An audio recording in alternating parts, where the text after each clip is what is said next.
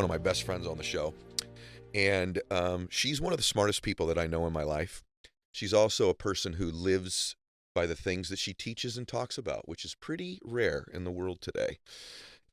She's got a big old podcast called Gold Digger. She's a very, very successful author. She's an incredible wife, amazing mom, thought leader, someone who I rely on for her insights on how to do just about everything in this space that we're in. And so I just can't wait to share her with you all again today for the second time on the show. Jenna Kutcher, welcome back.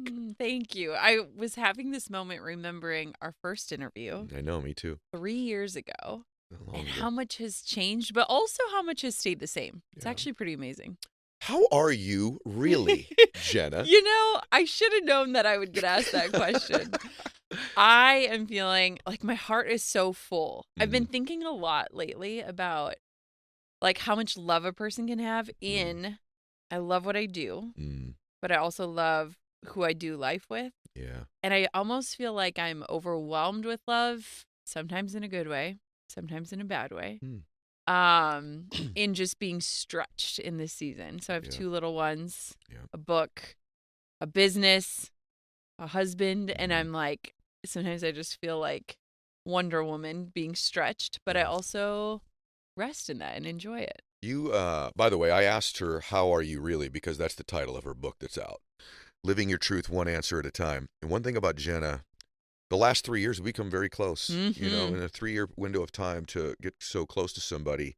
The one thing about you is the things in this book, I said this before we started, you do them. And I remember when we met, you were the first person in the space. You're like, you know, I've already made some changes, but I'm going to make some more. And, you know, I'm going to get more life. You literally said those. You said, I'm going to get more life out of my life. And I remember thinking, yeah, you're probably not. No, I really did. I thought, nah, you're not. This is too tempting. All the things that come with some momentum in our lives, you know, another speaking event, maybe write this, maybe go there, maybe do this. And you have actually done what you said you were going to do, and which is in this book. So let's get into it a little bit, because I admire that the most about you is how true you are to yourself. Yeah. And so, you know, you start out, you talk about things like, all right, forget your 5 a.m. wake up call and your morning routine and your other stuff. So I'm going to have so many people coming at me for those. I actually don't think so, because I know the way that you mean it. Yeah. Right? I know the way that you mean it, and everything needs to have some moderation to it. And I think you talk a lot in the book about knowing yourself. Yeah. So let's just start there. Where's all this come from? Yeah. You know, it's funny because I remember our conversation in the basement of your house, and my husband and your wife were playing with my daughter, who was just this tiny little roly-poly thing at the time, who's now a toddler who speaks in complete sentences.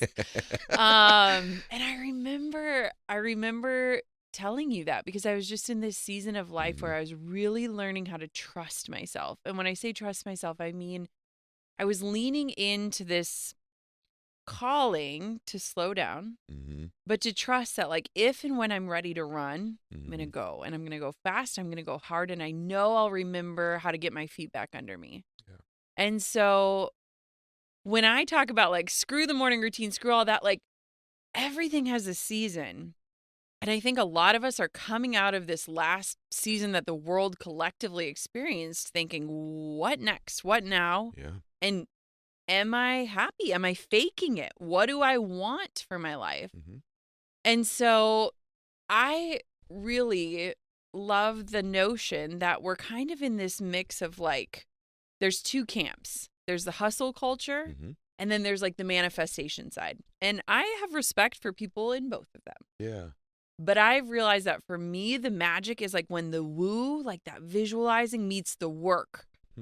And how we balance that and approach that, whether fast or slow, is like where I'm at. And so the book is a call to invite people to figure out, what season are you in? Is it the woo? Is it the work? Or is it the mix of both? And how do you live that out as your truth? See, this is why I love you. It's a contrarian point of view in the world right now. And I really feel strongly. The reason I wanted you on, I would have you on because you're such a dear friend, but I really feel like this message is important. Maybe for me. Yeah. More than most people, you know. When we met, I think I was more in the middle. Yeah. I was more a lot of life and a lot of work, and then I've been sucked into this whatever it is, this success vortex that Yep. begins to take place at this other stage of my life. And it is a little bit chaotic, and it can become unhealthy. And oftentimes I look at your life and you're, having such, I don't know if I would call it balance. I don't love that word, but I do see you often, I feel like, getting a lot out of your life. And I find myself some days, if I'm being transparent, going, this is not something I want to be doing right now. And I'm doing a lot of things that I don't want to be doing right now. And that's not what I was put here to do. Doesn't mean in your life that you shouldn't be willing to do difficult and hard things to make progress in your life. Right. But to do them in exclusivity, which is what a lot of people are doing, is what you talk about in the book, is super unhealthy. So how do you, if there's someone listening who's like, look, I'm in the hustle stage, but there's this calling on my heart that I feel like I do need some recuperation. I need some rest. What would you say to them? I know you say a lot of it in the book, but what would you say to them today? Oh my gosh, rest. I used to suck at resting, which is wild because I am a masterful rester now. I have a chapter called the Soul Shavasana where at the end of yoga where you are supposed to lay on the mat, I freaking couldn't do it. I hated it. I felt like I had to earn it. So I felt like if I'm not sweating enough, I don't deserve to lie on that mat. And I feel like a lot of the world is trying to earn the right to rest when it's like our birthright, right? Like we should be embracing rest. And here's what I want to tell people, because I know your audience, they are achievers. And achievers take this idea of rest thinking they need to earn it, and they're not willing to work for it. Rest for me requires just as much work as going full steam ahead. Boy, isn't that true? It's like when you go on a vacation and right when you're about to fly home, you're finally unwinding and you're right about to jump back into the crazy. Oh my gosh, yes, yeah. I was with our mutual friend, Jamie Kern-Lima, and it was after her book launch, and she had worked so hard. Oh my gosh, so hard. She did. And we were sitting on this rooftop together, and I said, Jamie, it's like you need to do a couch to 5K, but in reverse. You need to teach yourself how to rest. It's like every day you just need 5 more minutes of rest, and starting to build up your tolerance for being still. And I know for me, like I yearn for rest, but I also have to work for it. Like I have to be mindful. So good. At like, I don't need to be productive right now. My worth is not in my output. How do I slow everything down? Even on the Uber ride over here, I literally was looking out the window because I could have been looking at my phone, and I was like, what do I see? What do I smell? What do I feel? Like, what is in front of me? And it was like just this practice of like, be here right now.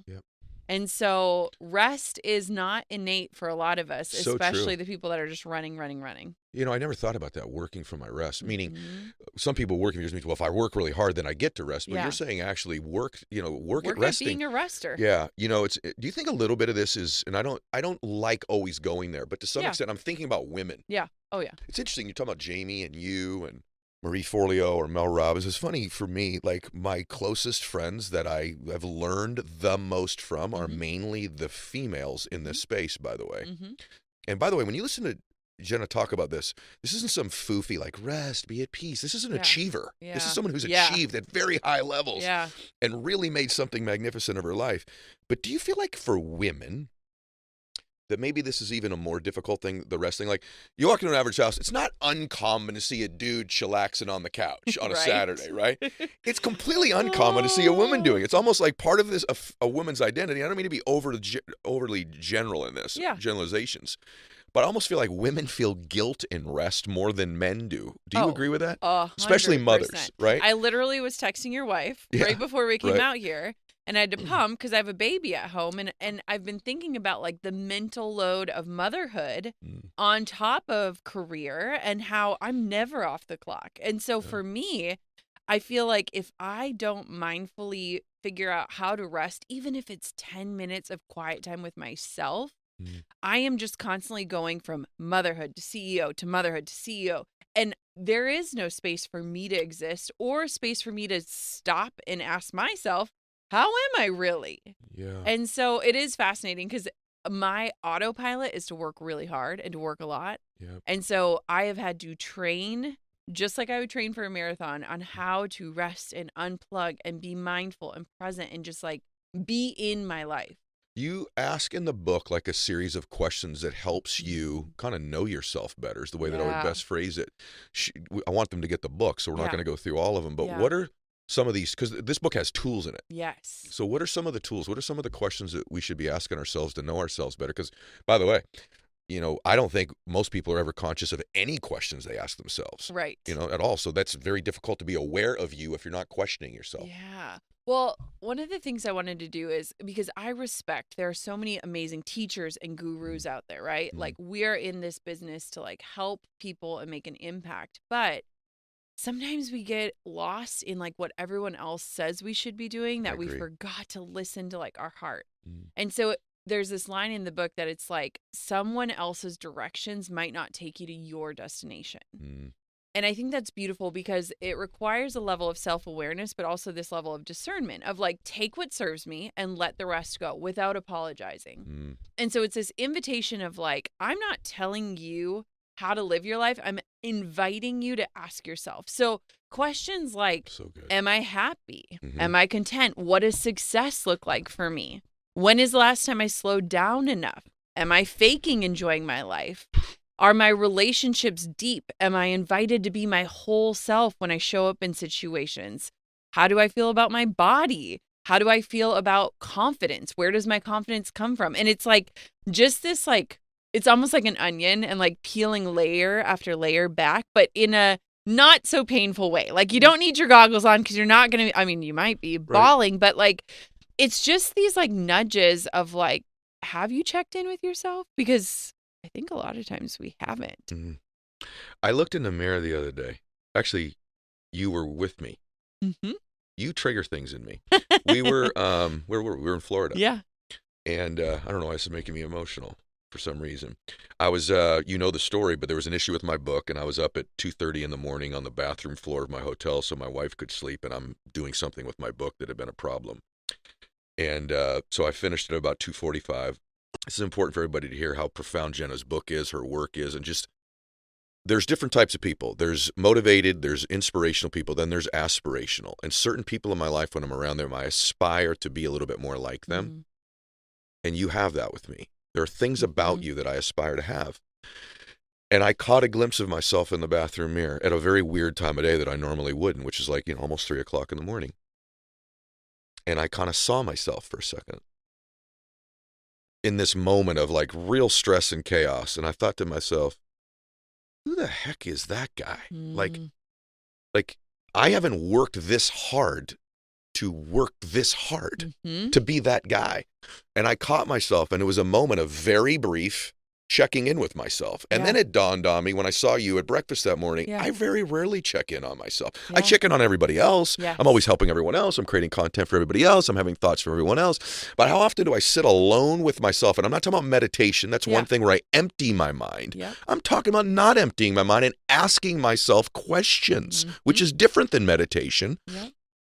Very rarely do I do that. So I know if I very rarely do it, you're completely right. There are people listening that haven't checked in with themselves in years, not even for 10 seconds. Truly. I mean, we go to the bathroom with our phones these days, right? Yeah. We literally cannot fathom sitting with ourselves. We can't enjoy the company of ourselves any longer. We're always so distracted. It's crazy. Do you think that someone listening to this, I'm just thinking out loud. Yeah. Because you said seasons. So you've had momentum and have had some success. What about the person who's a young man or woman listening to this? They're like, look, I'm in this stage where like, if I cooled it completely, there's no food in the fridge. So that's a different situation, but I'm assuming you believe many of these principles still apply. Absolutely. To them as well. So what would you say to someone who goes, that sounds good when you got a couple houses like you got, Jenna, and you got a couple bucks in the bank, and you got a top podcast, and your book's going to go New York Times bestseller, but I'm not there yet. I'm at a different season. What would you say to them? So I believe there's a tipping point that people will hit, and I believe it in the core of my being. And I've seen it so many times. So there are going to be seasons in your life where money is what you value the most. And that's not coming from a place of greed. It's coming from a place of necessity, right? There are so many seasons where you and I, both of us, have traded our time for money in any way. Yeah. Whether it's staying up late, burning the candle, doing a service, whatever that is. There comes a tipping point when you feel secure and safe enough that you say, no, I'm willing now to trade my money to get back time, whether it is Instacart or hiring a cleaner or whatever that looks like for you. When that tipping point happens, you have to realize that the value of earning back your time is not so that you can just spend it earning more money so that you can keep buying back your time. There's this quote, story in the book, and it's talking about how this Buddhist monk goes to New York City, and they go and somebody is showing him around the city. They take him down on the subway, and he's like, we're going to save 10 minutes. And so they come on up out of the subway, and the Buddhist monk sits his butt in a park bench. And the guy's like, what are you doing? And he said, I'm going to enjoy the 10 minutes we just saved. Yes. And I was like, man, like, I love efficiency. Like, your girl, I love it. Yep. But I'm like, we're trying to save time to spend more time saving time. So true. It's a problem. So true. So hustling in seasons, necessary. I'm glad you said that. When it is the autopilot and your only way of living and existing, not sustainable. Yeah. That is when people hit burnout. And I think our world is collectively in a situation of burnout, and we are desperately waiting for a breakthrough. I agree with you. And so it's like your check engine light, where it's like you can run for a while like that. But if you are not checking in with yourself, your body, your health, your family, your relationships, anything, pretty soon there's going to be something that has irreparable damage. You're 1,000,000% right. And I want to say one thing about that. This burnout thing is true for every single person. And I want to, some of you, however, have a higher threshold of functioning while you're already burned out, unbeknownst to you. Yes. So this is a really deep thing. Yes. So if you keep doing this grind, even at that infancy stage, and you don't rest and recover, number one, you won't be as creative as you could be because you're not rested. You won't be able to transmit the type of energy that success requires because you're fatigued, even in that early infancy. But some of you, and I have this, I've built an incredible threshold for high functionality past burnout. And that doesn't mean I'm not burned out. And I want a lot of you achievers to listen to me on this. You could be burnt out right now and be unaware of it because you have this capacity to function. And what's coming for you is a crash, not a burnout. You will eventually have a day where you wake up and can't function. I've been there before. So these principles in this book about resting and functioning are huge. And I want to go to body because this is a thing with you. I think when I think of body and relationship with one's body, I think of you a lot because you talk a lot about it. You've been vulnerable about it. And you've also had to deal with different things with it as well. There's all this stuff around because one place to check is your physical body. Where you carry your tension. How sore are you? How tired are you really? Your energy level, all of these different things. And in your case, there's just been all these issues. And I'm just going to throw it to you to just talk for a little. You can go for a while on this too. You have a lot of things with your body. One, I want you to talk if you can. I know it's not an easy one, but there's a chapter in the book about it, about, losing a child more than once. There's the issue of your husband's this ripped, shredded dude with the abs, right? With Drew. There's the issue of you being willing to post pictures of yourself where you feel beautiful, but you've taken criticism for doing it before, right? Because you, at that time, you just had a baby and you didn't have a 6-pack or whatever, right? So talk about checking in with your body and then just your relationship with your body. I don't want to call them body issues, but you know what I mean when I say it. Go all over there. Okay, so answer me this. I want to know if men do this too. Okay. Have you ever looked back at a photo of yourself from like 5 years ago and you can remember what your insecurity was on that day? Absolutely. Yeah, men do. I bet women do it more, but I definitely do it. Yes. And you see that you were like in this moment, but you weren't there because you're thinking about your arms or your hair or your teeth or, like anything. Yes. And you're like, gosh, if I could shake that person by the shoulders and like have them just like be there. They're so beautiful. They're in this exceptional thing. We do this all the time. You're right. No matter who we are. Now, the reason why I included body talk in the book is because I think that how we feel about ourselves totally impacts how we show up for our lives. I do too. All the time. Yeah. And it impacts how we show up as a partner, as a boss, as a leader, as a mother, as a father. Like because we get so wrapped up in what we believe to be true about ourselves that we're like missing. Like, and it's crazy. Like, okay, think about your kids. Yeah. Your beautiful children. Yeah.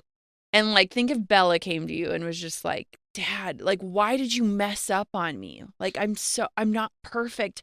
How could you do this to me? Mm-hmm. We're doing that to God all the time. Oh, Jenna, that was really good. And like, I think of like, if my little daughter came up to me and was like, that's really good. Gosh, there's a story that didn't make the cut in the book. And it's like one of my favorite stories ever about bodies. And it's about my daughter. And she was about 1.5 years. And my husband, Drew, is a neat freak, total neat freak. And I woke up Coco one day from bed and I saw her lick her finger and try to wipe away a little mole. It was like the teeniest little mole on her arm. She thought it was like dirt. And I said, baby, what are you doing? And she was like, dirt. And I was like, no, honey, that is your special spot. Like that makes you. You are so perfect and beautiful. The next day when I woke her up, I unzipped her little sleepy sack. Yeah. I watched her kiss her special spot. Thank God. That's beautiful. And I realized, one, how like people's opinions, they do sink in. They do. But also how like our belief in ourselves shape how we move through this earth. And it was wild because when I wrote those chapters, I was like, they're going to cut these. And it was funny because everyone who read them was like, I needed this. I needed this coming home. For me, my body and I have been through so many journeys and part of the chapter is talking about how so often we separate like our soul from our body. Like we can love our soul but criticize our body, and like how we need to like come home that we are like one. We are a whole being. When I'm in my body is me. I am my body. And after we had 2 miscarriages back to back, and I just remember hating my body, just feeling like a failure. And for so many people, there's something in your life that has made you feel like your body is wrong, or that you should be ashamed of it, or that, you know, it needs fixing. And for me, it took me a long time to like trust my body, but also to like come home to myself. It was like I wanted to like live separately from my body. And when I was finally pregnant with Coco, I had booked this wonderful campaign where I had to be in a bra and underwear. And here I am, 30 weeks pregnant, riding up the elevator for this photo shoot. And my skin is broken out. I've gained weight, all these things. And these women are like, what are you doing here? And I was like, well, surprisingly, like this 30-year-old pregnant person is the model today for the shoot.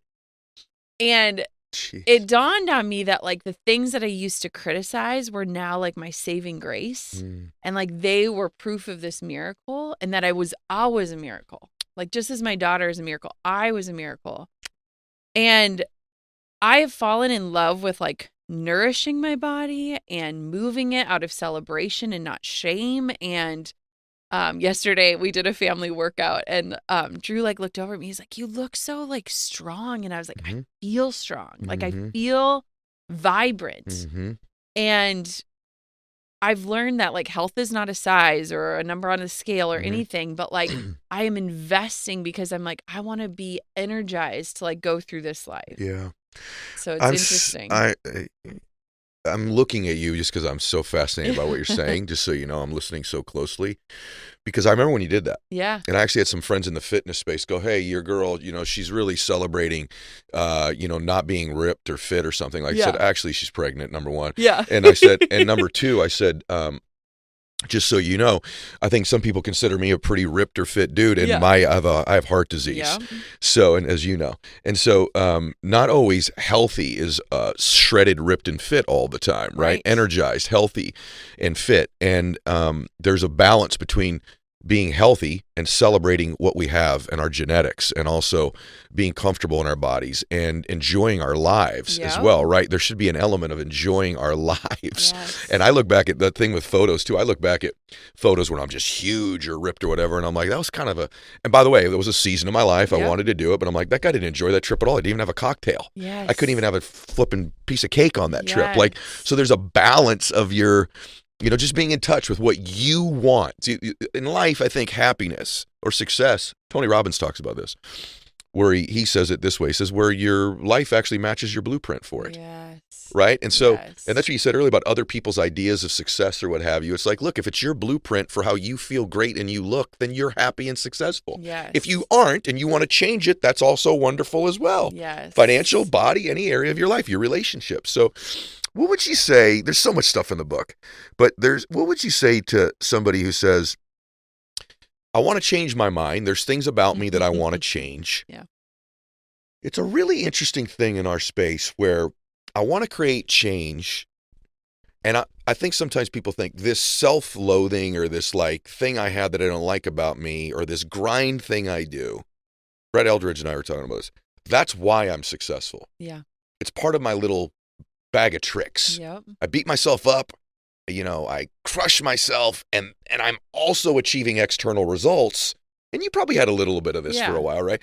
And if I gave that part of me up, then I'm not going to produce results anymore. Yes. Or is it that you're winning in spite of the fact that you have these bags of weird things you treat yourself with? Yeah. What would you say to someone who's like, hey, I want to enjoy this a little bit more, but I'm actually worried. This is the real truth. Yeah. People are like, I'm worried if I start enjoying this a little bit more, like I'm going to lose my mojo. Yeah. That's what people really think, gosh. right? You probably thought, hey, if I slow down a little bit when we met, you're like, if I slow down, maybe no one's going to listen to my podcast anymore. Yes. There had to be a little fear of that, right? Fear of saying no to things, fear of not doing things, that you're going to lose it. I remember I was super pregnant with Coco, and I was on this girls trip, and I was with some really like driven women, and we were going through a list of like, next time you see me, I'll have X, Y, and Z. And it was, all these metrics and numbers and success things. And I just sat there. I remember I sat there with my hands on my belly, and I was like, got nothing. I was like, next time you see me, I will have birthed a baby and sustained us. And I remember like something set in on me, like, is this it? Is this the end? Like, am I going to just be a mommy blogger? And I say not just, but am I going to become a mommy blogger? And is this it? And I remember feeling this trust in myself of like, I can hit the brake and remember where the gas pedal is. Oh gosh, it's so good. Like I trust that what has gotten me this far can carry me forward if I choose to. And I think so many of us, especially coming out of the world that we're in, we have told ourselves the lie that like momentum is like do or die. Like if we lose momentum, we're going to realize our success was a fluke, or people are going to think that we were a fraud, or we are going to, why are you looking like this? I'm looking at Sarah because I just did a show where I said those exact sentences about myself. Sarah, did I not? I said literally that if I lose momentum, people are going to, I used the word fluke. I said this an hour ago in another interview that's like my fear. Word for word what you just said. So you're speaking you're so freaking right now. You like, go ahead. I didn't mean to interrupt you, but no. Sarah and I are both looking at each other like my producer, like, hello. Like I just said those exact words. Well, isn't it funny because it's like we attribute all of our success to other people or like these big breaks. And it's like we're spending our life saying yes to all these things, believing that they'll be our next big break, but we're saying no to the things that we say truly matter to us, like our spouses and our partners and our children and our families and our friendships. And so it's like we're looking at our calendars saying like, how did I get here? And like, how am I going to survive this? And once this slows down, then I'll get to it. Yep. And things haven't really slowed down. Even when we were invited to slow down, we panicked. So we started moving faster. And so it is fascinating to me because so many people I know are like, if I slow down, momentum is gone and I don't trust myself to get it going again. And that's like our cardinal sin of like forgetting the gifts that we already have and the gifts that have carried us this far. They're still there. They're in us and they are us. And that's what we've got to lean on. And that's what we've got to find rest in. Okay, that's brilliant. And like, it's almost like you're reading my mind. I mean, I actually said those exact sentences earlier. And it is what people believe. Yeah. it is what they believe. And that's one of those things that really just comes back to, your own doubt about yourself. My gosh, like I have to breathe on that for a minute, because I do the show for everybody else, but then there's moments in the show I'm like, okay, that was for me. That was for me. And I like to be transparent and vulnerable as well, because this navigation, this nuance of, I used to be offended by the question when people would ask me, how much is enough? Mm-hmm. And now I'm not so offended by that question. It's a valid question, actually. How much of every single thing in your life is enough? I'm not just talking about money or success, but how much rest is enough? Yeah. How much joy is enough? Yeah. And I do feel, especially in my case, like faith. Yeah. If I'm being honest, I talk a lot about my faith, and it's grown in it a lot, and it's the most important thing in my life. But there are parts of me that's like, I'll get around to really getting into it. Yeah. Then. Yeah. And then it just never happens. And so it's happened in my case, but it took me a while to finally go, actually, it's never coming around. You need to, do the work, as you said earlier, of making my faith the priority in my life. Okay, let's talk a little bit about visions. You said something in the book. You said but here's the thing about visions and callings. It's not anyone else's job to understand yours. It's no one else's responsibility to know it before you do, give it to you, or figure it out for you. Others can and will help, but the source must be you. So talk about that a little bit, about your actual own vision, not the one other people project onto you that you think you should have, right? So here's a story about that. So I did the whole book thing backwards. And I did it backwards entirely intentionally. Okay. So I wrote the book in silence, no agent, no deal, nothing. Because for years I said, I'll never write a book. And I wanted to do it and do it to be able to tell words that would tell, and not to do it to write words that would sell. And I knew that the minute that money or a book deal or deadlines got involved, my creativity would be squashed and people would be telling me what my book should be. And when I look and think about visions, I think something that I bring to this space, and I can say it with confidence, is that my definition of success is very different than a lot of people's in this space. And I have gotten so comfortable in living out my own definition that, like, my friends are like, you won't come speak at my event, like a stage with 10,000 people. And I'm like, that doesn't do it for me. Like, I'm going to miss Saturday morning pancakes. Like, and so, like, one of my friends, like, he was like, what is it going to take? And I was like, it's nothing against you. I love you. It's just not for me. And when I look at, like, success for me, and when I hold everything up to it, it's really easy to see what's in alignment and what's not. When I recorded my audiobook, they wanted me to fly away for like 5 days. And they're like, you're going to be in a studio, and I'd have to be away from my babies. And I was like, let me figure out a different way to do this. I said, I'm not going to say no and not come up with a solution. So the lady that lives behind me runs a local radio station. I call it Mary. Mary, do we have like a booth or something? Sure. My cousin is a DJ at the radio station. He does my sound engineering. Come on. I get to go home, be with my kids. I show up, I do the work, but then I get back to the values. Same thing with, like, I had to do a promotional photo shoot for my book. And I promised myself throughout this entire process, I will stay in alignment with the words on these pages, because how many authors write books that they need, right? Yeah. And I mean, I need my pages to remind me, but I said, I will stay in alignment throughout this entire process, or else it's not worth it. And so I had to do this photo shoot, and I was supposed to drive to the studio and bring the family, bring the outfits, do all these things.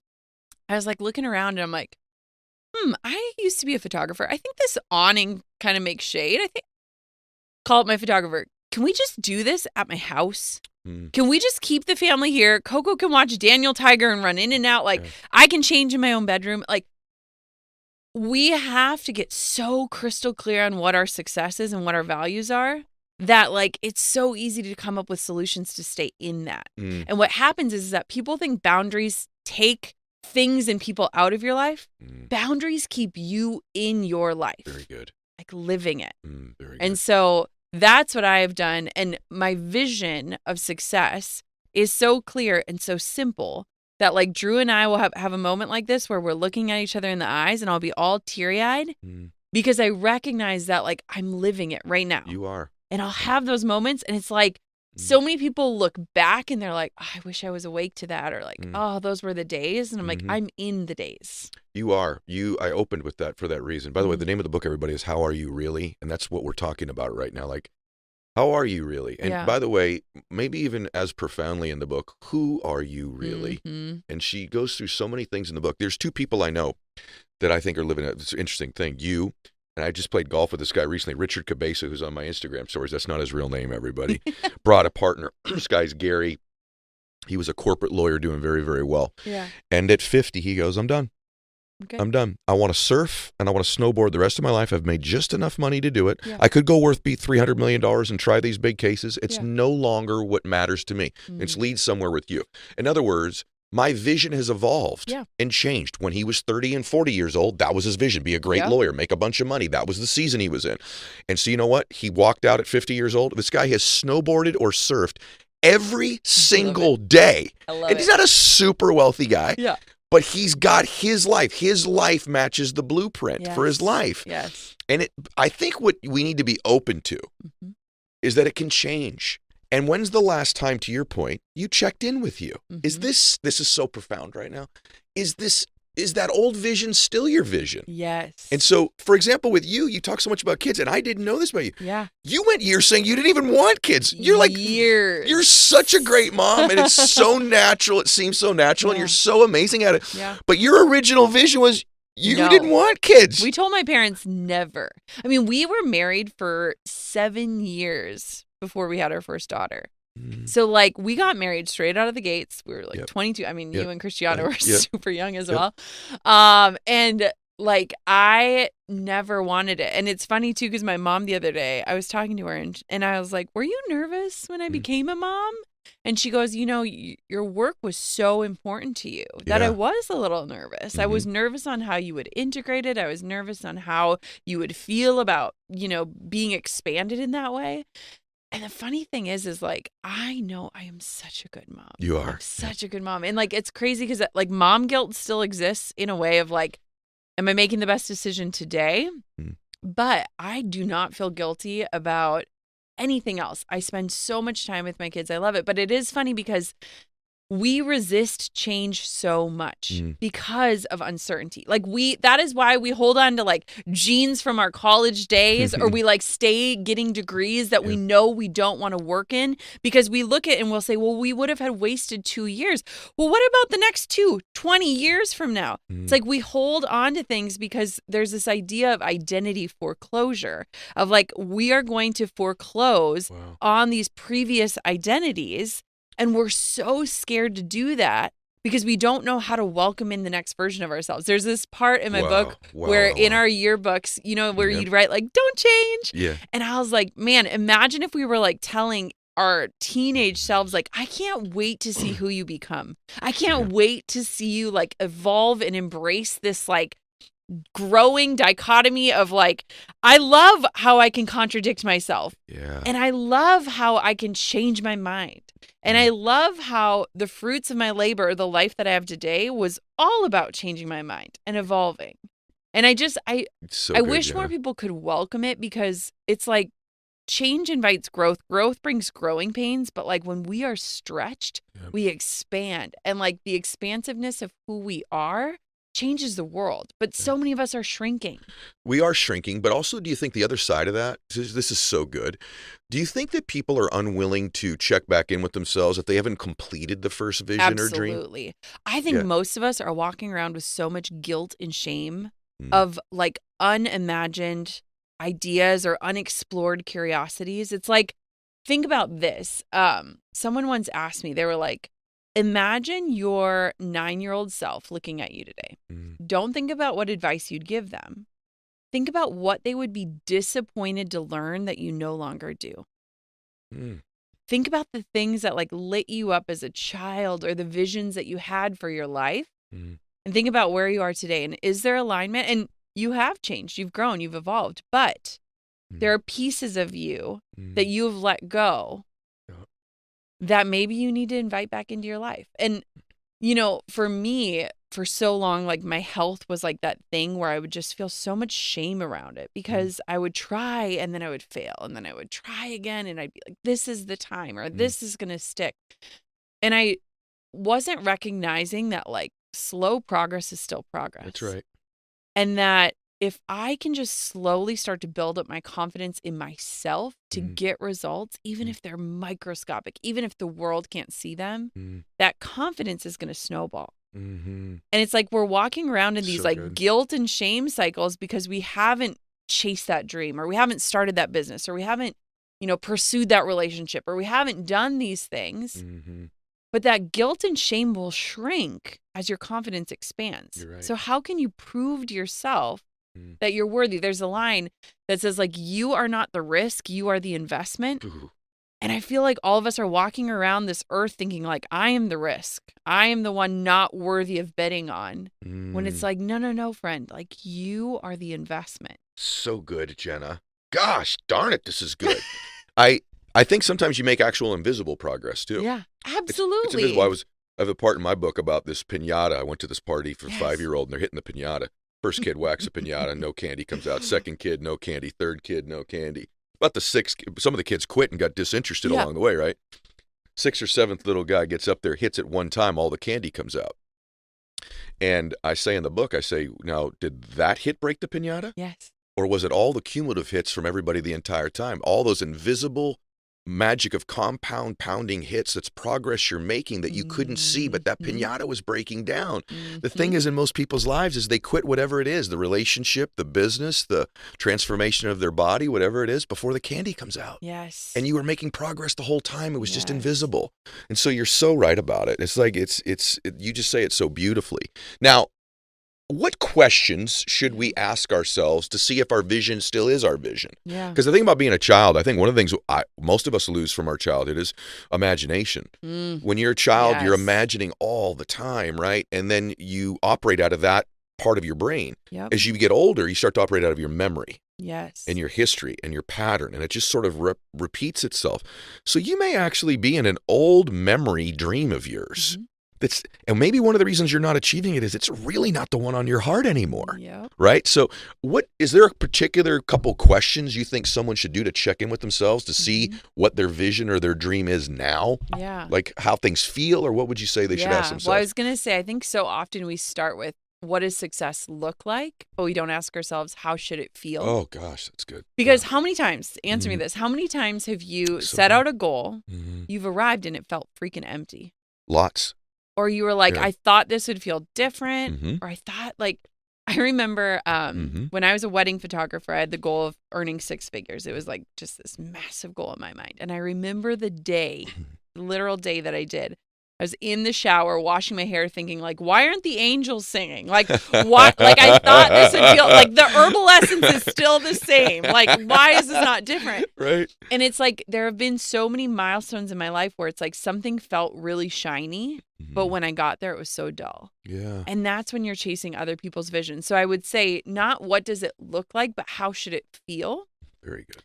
And then I would also say, how can we look at our resources? And I think oftentimes we start with money, but how do we look at our time and our energy and where it's going? Because we can really easily stay in the business of trading time for money or working on this vision that requires money to get there. But we're spending our currency. On our last interview together, the line was, time is our currency. Yep. And I want your listeners to live in these like fat minutes. Like the minutes are so fat because you are so present. They'd feel so full that like the 60 seconds feels like an hour because you are so in your body, in the moment, in the life that you could close your eyes a year from now and go back there. And so when we talk about looking at a vision and success, like where do you feel most alive?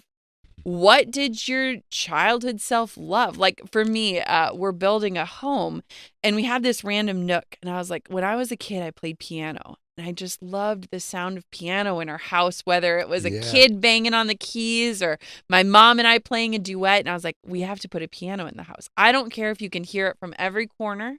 I want that. My childhood self would be sad to know that I don't sit and play.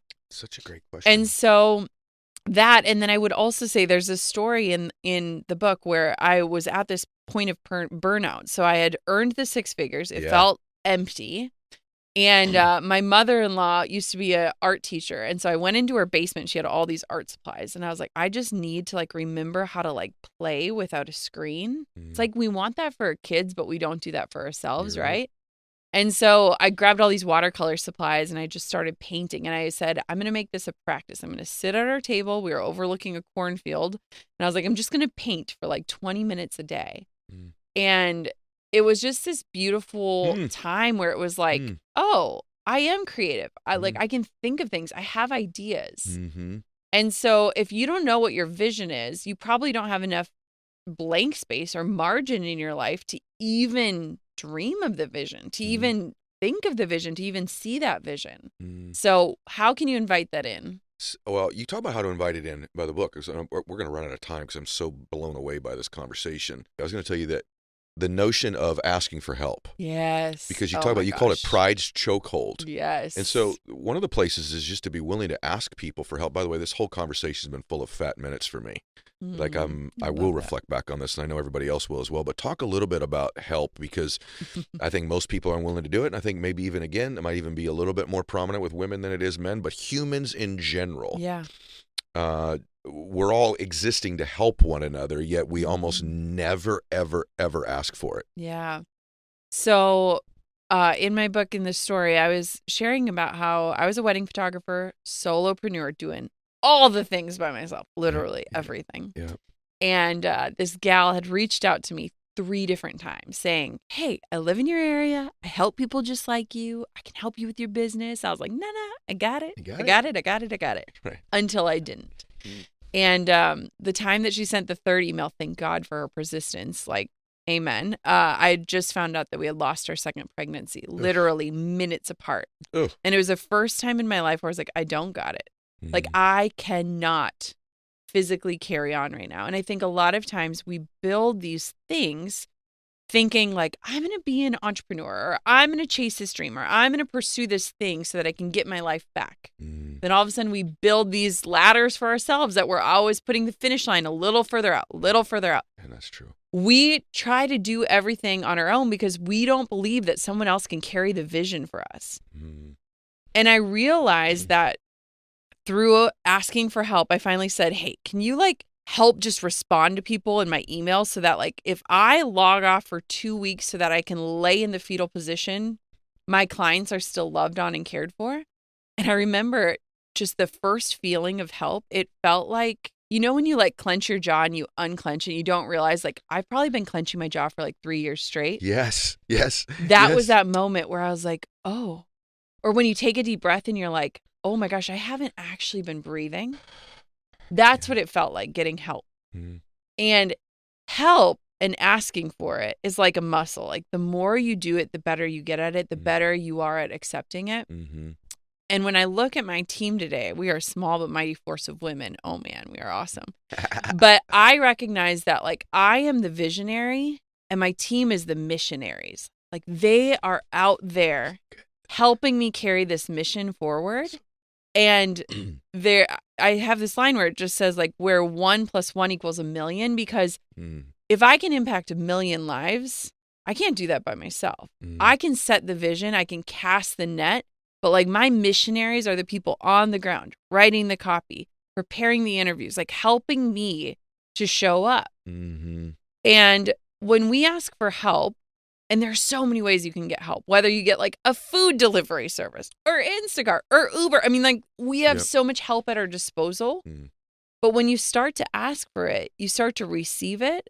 And then as you receive it, like you come back home to yourself, you get that time back, that margin back, that space back that is required to move forward. So I've gotten really good at asking for help, like really good at it.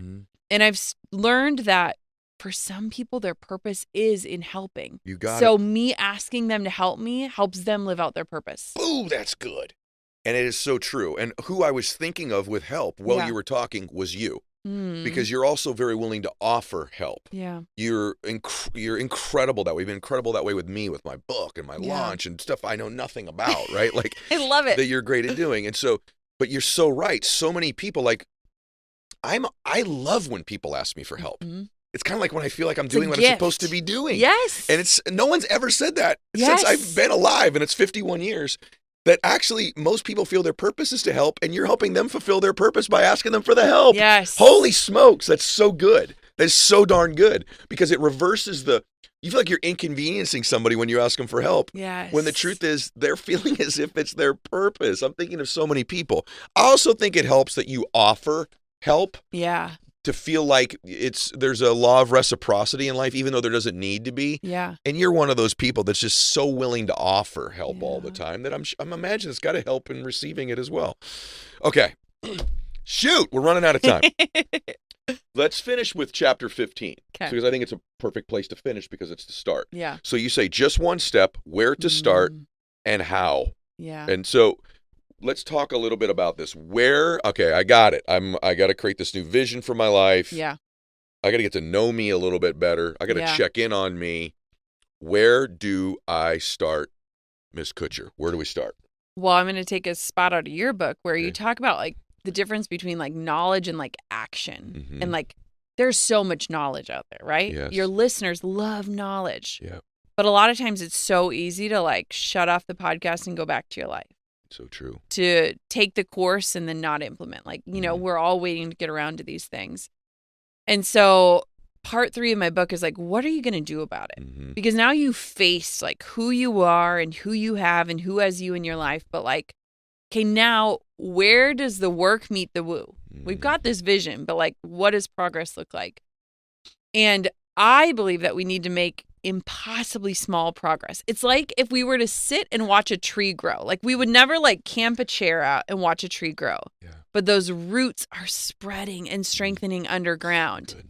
And I wrote my book in silence without announcing it with no one because I knew that work was going to be like the roots sinking in deep. Mm-hmm. I wanted the slow growth because I knew that slow progress would mean deeper roots.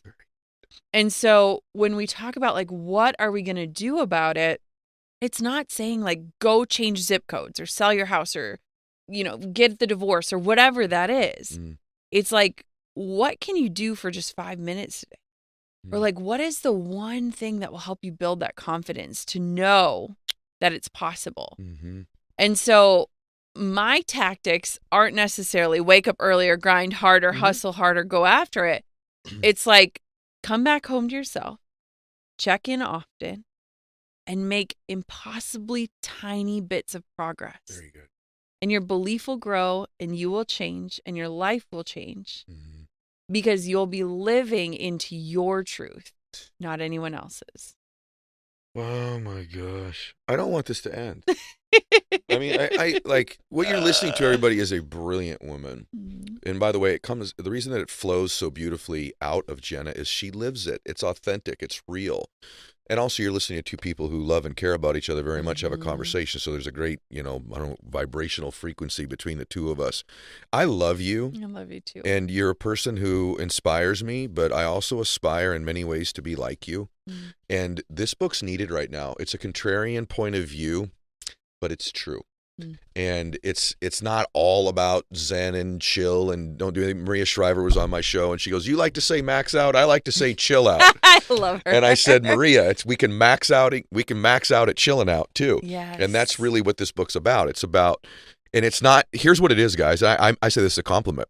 It's heavy. It's loaded with stories you'll remember and strategies and tactics of how to actually do it. And that's what's important. It's not just theoretical. Yeah. And I appreciate you doing that in the book. So thank you for being here today. Thanks for having me back. This is literally a dream come true. I love this. I don't want to have to write another book to have this conversation. I know, we can't wait another 3 years. Then I'll have 2 toddlers and I don't know what I'm going to do. Well, we won't do that. And they get the book anywhere. That's pretty much obvious. And then where do you want them to find you? Yeah, Jenna Kutcher online, everywhere, all the places.com, Insta. I'll meet you all there. Yeah, and her podcast is Gold Digger. And by the way, you guys, she's most of you probably follow Jenna, but if you don't, you're going to get things from her you don't get from other people. It's not just the same stuff. And she's special, and you heard that today. And I just want to encourage all of you. This is one of those episodes where you really need to share it. I know I say that all the time, but I just feel very passionately about this woman and the work she's doing in the world and the example she is. So I love you. Thank you for being here today. Thank you. Say hi to Drew. All right, guys. Hey, share this.